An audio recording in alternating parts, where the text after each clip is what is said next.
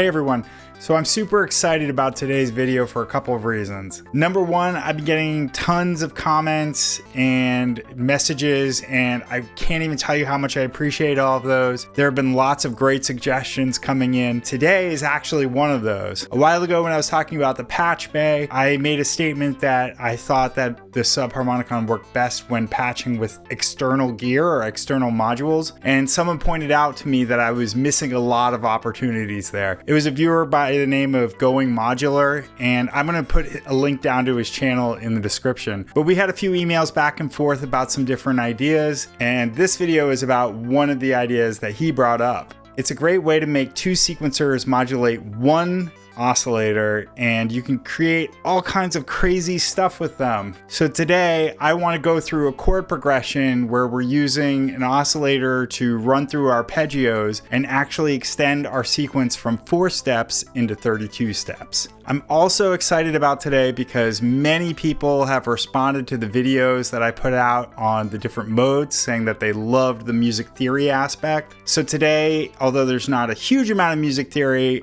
we're going to be talking about chord progressions and arpeggios and how to intertwine those. So that's kind of fun. And this chord progression, unlike the first one I did, which was just parallel fifths, is actually going to have a third.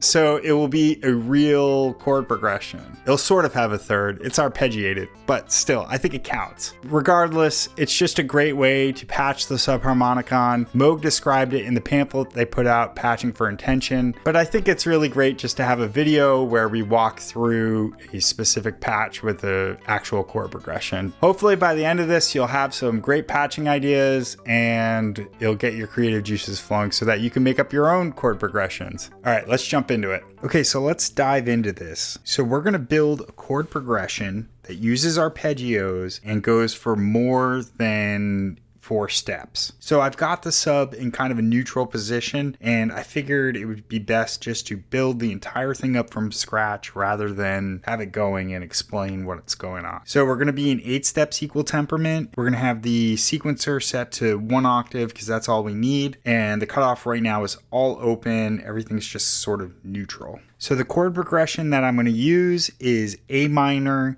F, C, G.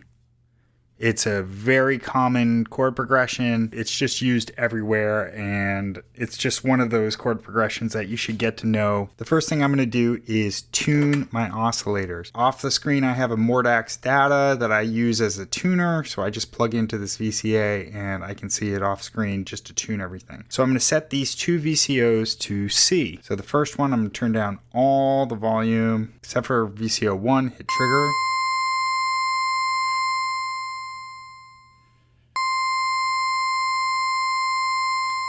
And great, we're right at C. The second one, I'm going to bring it down to middle C.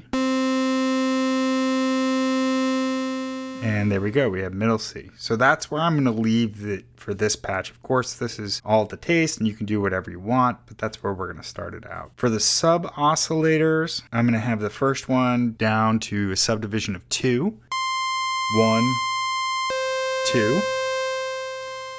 The second one is going to go to a 4.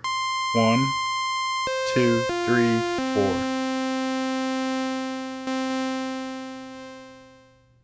Now these are all C. A big giant C unison. Okay, so I'm going to turn these all, so the giant C unison. I'm going to turn these all down. Now I'm going to do the same thing to VCO 2, except for I'm going to just flip-flop these and have it be 4 and 2. It doesn't really matter, but 1, 2, 3, 4. And then 2, 1, 2. And so let's hear our C unison here. Great.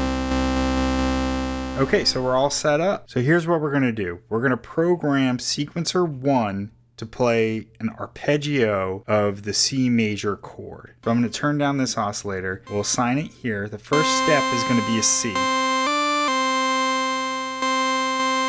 So you don't want it to have any change to this. C. And the second step is going to be an E.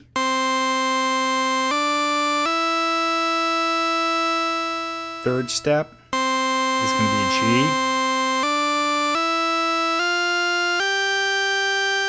And then we'll go back to an E.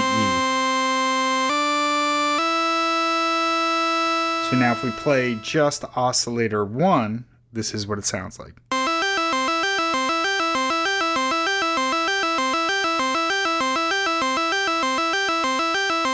So great, we have a C arpeggio. Awesome. Well, here's where the magic comes in. Let's program in the root notes of our chord progression into sequencer 2. So I'm going to turn down these. I'm going to turn up VCO2. This is awesome. I'm super excited about this. We'll assign sequencer 2 to VCO2. Now, so we want A minor, F, C, G. So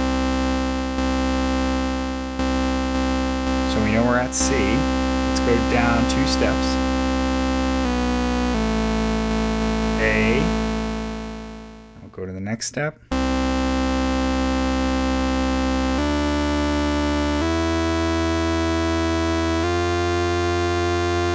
F. That's C. Now we're going to go up to G.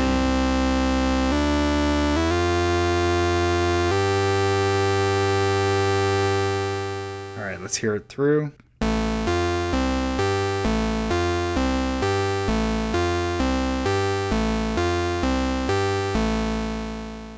All right, now here's where everything comes into play. We are going to set our rhythms so that rhythm 2 is going at 8 and rhythm 1 is going at 1.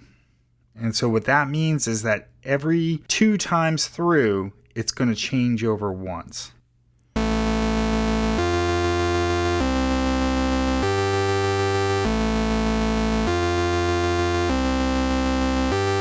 right, we're good.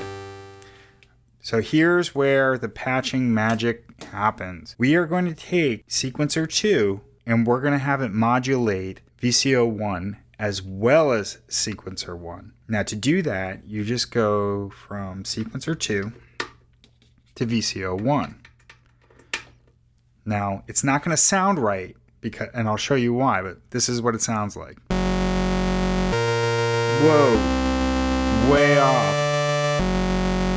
And that's because this VCO1 is normaled, it's hardwired to VCO2. So we need to stop that connection because we don't want this to be sort of double modulated.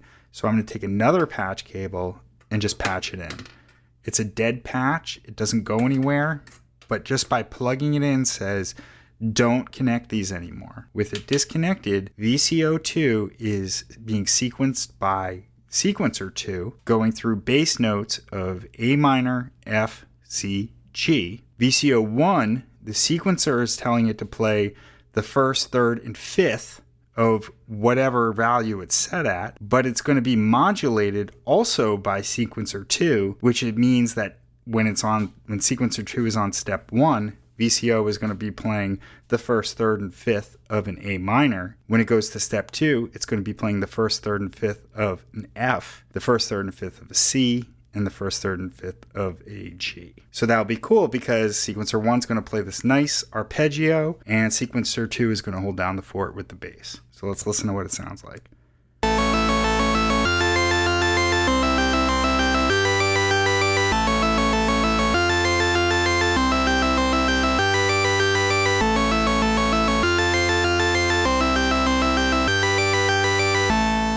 Awesome. There's so much stuff you could do with that. We basically turned a 4-step sequencer into a 32-step sequencer. It plays 8 steps for each one of these steps on sequencer 2. 8 times 4 is 32. Let's dial in some nice settings rather than just having it open.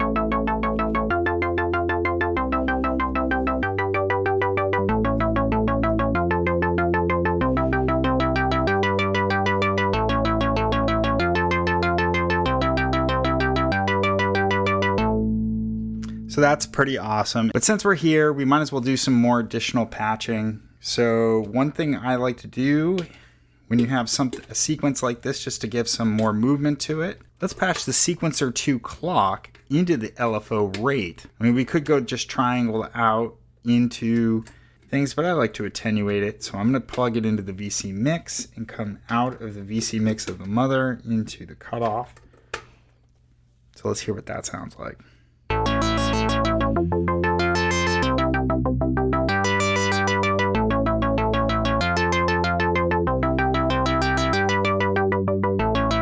Now you have some subtle cutoff modulation happening in time with this sequencer.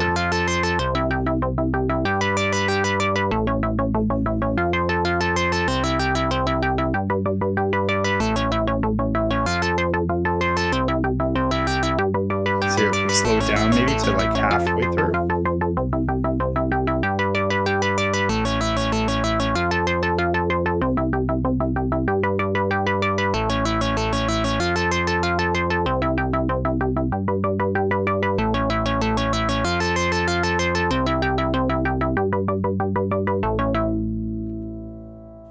So that's just a great idea. I want to thank Going Modular again for showing it to me. Check out his YouTube page in the description. I have this patch mapped out on a patch diagram that I'm going to include in the next update of my Subharmonicon patch book on Patreon. There's a handful of them up. The new update is going to be available on March 1st of 2023. So if you're watching this in real time, it's a few days away. If you're watching it from sometime in the future, then it should already be up. But check out my Patreon page. The next update is going to have over 20 patches in the DFAM book. It's going to have a handful of Sound Studio patches. In general, it's just a really great way to support my channel, and I'd really appreciate it. But whether you check out Patreon or not, I hope you get some good use out of this. Make sure you subscribe. Let me know what you think in the comments section, and I'll see you next time.